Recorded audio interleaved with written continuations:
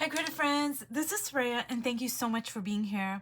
So, I was asked a question about shapes, and even though I answered it in the comments, I just thought I would add this on to my video because it is a really important concept, and once you grasp it, it's going to make things so much easier. So, um, you know, don't overthink it. Let me just say it like this. I'm going to try to be as concise and as simple as possible. So every single thing that we see is made up of shapes. Like no matter how complex or intricate you might think it is, they basically come down to shapes. And shapes are, they're just they're flat, so they are two-dimensional. They don't have um, the the depth of the, say, object. So let me just explain it like this. So this is a tube of paint. Now, if I had to look at this, just say I was going to draw it, I'm going to say head on. I'm going to draw it head on. So I'm just going to take this tube of paint and I'm putting it right in front of me, and I am going to break it down into basic shapes. So if I were going to do that, I would say that the body of this tube is a rectangular shape. Like, sure, it is a little bit more wider at this end than this end, but I'm not concerned about any of that right now. All I'm doing is I am doing a rectangle. So just think of it as a basic shape. Here is my basic rectangle. You don't even have to get a ruler or anything. This is my rectangle. Now I am going to look at this part over here, this little tab, and this itself is another rectangle. It's just, it's not lengthwise, it's widthwise. So all I'm going to do is I am going to draw a rectangle like so. And that's just, the basic rectangle. Now I am going to look at this and I am going to try to figure out, okay, what shape is this from the vantage point that I am looking at it? And from the vantage point of me looking at it, it's pretty much at eye level. To me, it's another rectangle. It's just a rectangular shape. Now, if I was going to if I was going to be drawing this part of it, like where I was going to be putting it like this at my eye level, then this part would be a circle. But from my vantage point, that's another rectangle. So all I'm going to do is I am going to draw another rectangle right there. So basically, this tube, from my vantage point, from my perspective, it's straight in front of me. So I have it like, I'm putting it like straight up like so, like in front of me at my eye level. And basically it's three rectangles. So now what I'm going to do is I am going to shade it. I'm going to give it some three-dimensionality. So an easy way to do that is I am going to go like so. I'm just going to put some shading in here. And, I think I mentioned in another video that, the curves, you want to make your marks at an angle like so. And so I'm just going to kind of go like this.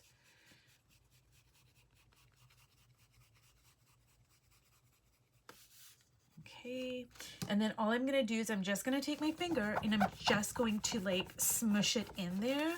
I do have a blending stump, you guys, but I don't know where it is right now. I don't use it. Your finger works just as well. The heat from your finger actually is really good. So,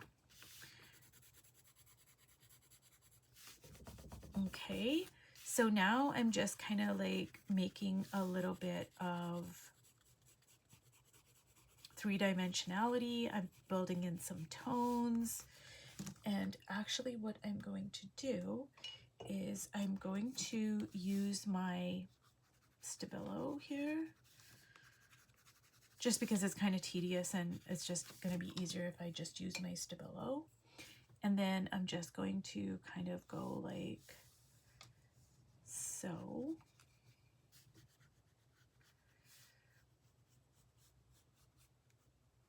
Okay. And then what I'm going to do is I am going to now put some details in here. So this part over here is a little bit wider here. So I am going to go like so. Okay.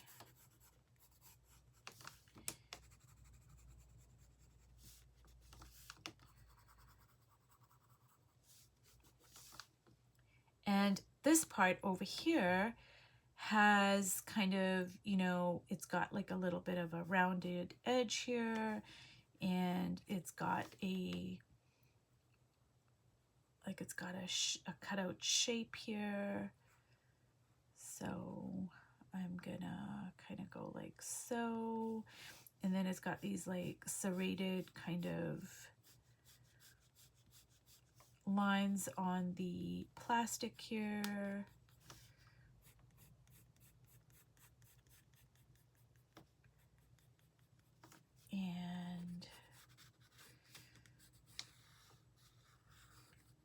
And you know, you can make it as detailed as you want.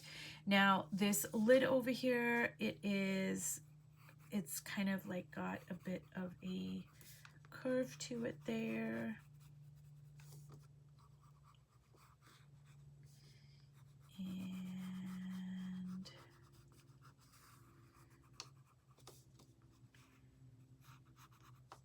And it's got like a little indentation over there.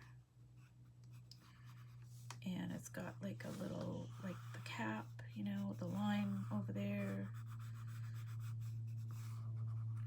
So this is just a very rudimentary drawing, but I hope you can see how, you know, this is just a shape, and you can, you know, you can go in and you can go, oh, you know, this is black, and I'm gonna, you know, make this black, and I'm gonna write Liquitex on there, or, you know, whatever it is. You can just, you know, you can just suggest writing. You can, you know, paint this part black over here.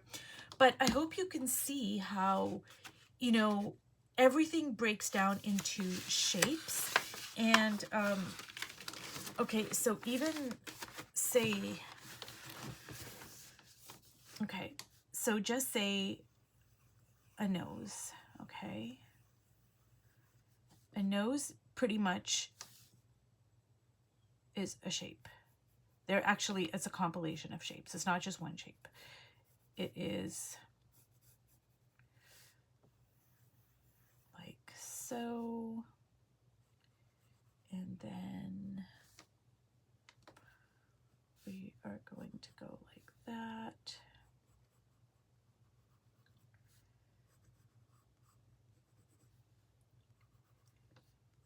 Now that does not look like a nose, right? But it can turn into a nose. Okay, so all we're gonna do is we are going to go like so, erase that, and erase that, and we are going to go like that, and like that,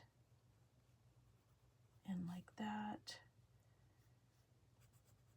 and like that.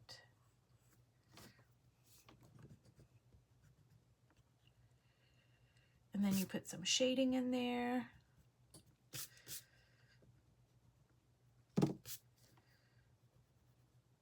Now, obviously, when you're drawing a nose from different perspectives, it is going to look different. But my point is, it's still a shape.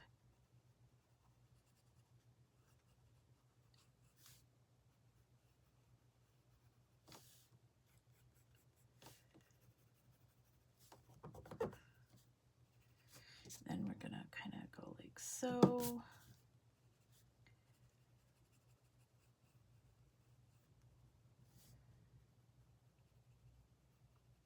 And you can blend it.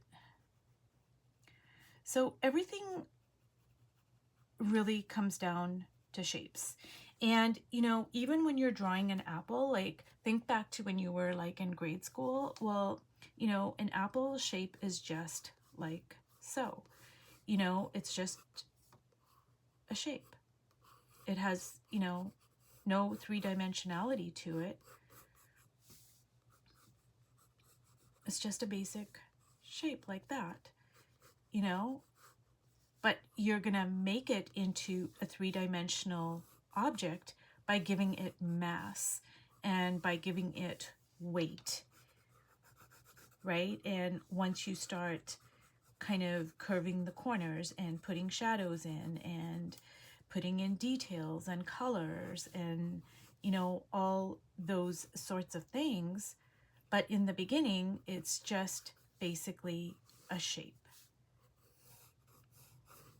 So just get to basics, you guys. Like, don't overthink it.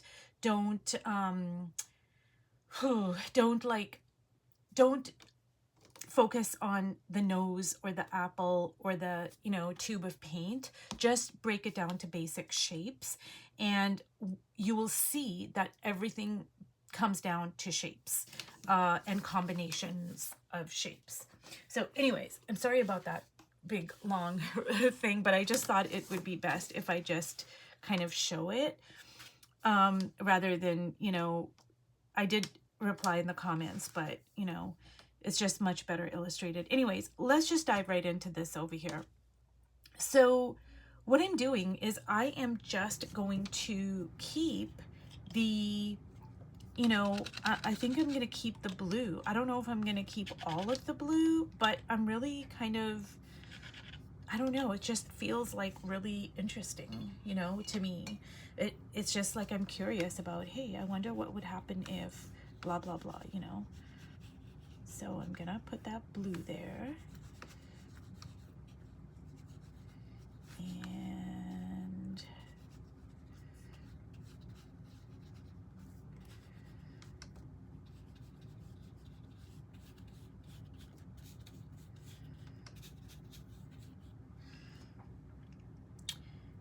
now I think what I am going to do is I'm gonna add some collage here because maybe I don't want to keep all of the blue. I don't know, because it's, I mean, I don't know. That was the parameter I set for myself when I first started, but now I'm thinking like maybe I need to break up the forehead, but I don't know. I don't know. And when I don't know something, I just kind of say, oh, okay, let me just wait and see what happens. Let me just think about it. So I don't know. Part of me wants to keep that blue forehead, and then part of me wants to kind of break it up a little bit, but I'm torn. And once I cover it up, I can't get that blue back. So let me just think on it here.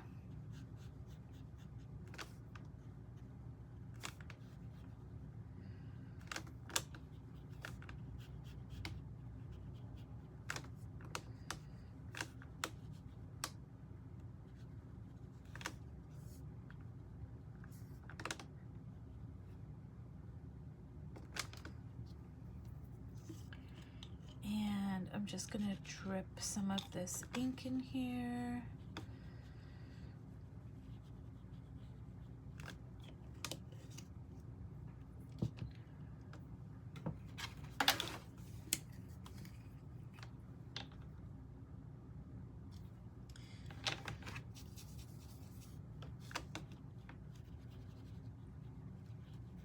So I think I mentioned this before, you guys, but one of the great things about this 100-day project is it's making me so adventurous because, like, you know, I look at a lot of my portraits that I've done and I'm like, okay, well, I've already done this and I've already done this. So it's making me like think outside what I would normally do, which is, you know, the whole point of like when you do any exercise, like say you make 100 collages, or you're working with a color palette and you make these little thumbnails. The whole purpose of doing that, like so many of those, is you start thinking outside what you would normally do, because you're like, well, I've already done that 20 times, so, you know, I'm gonna do something different.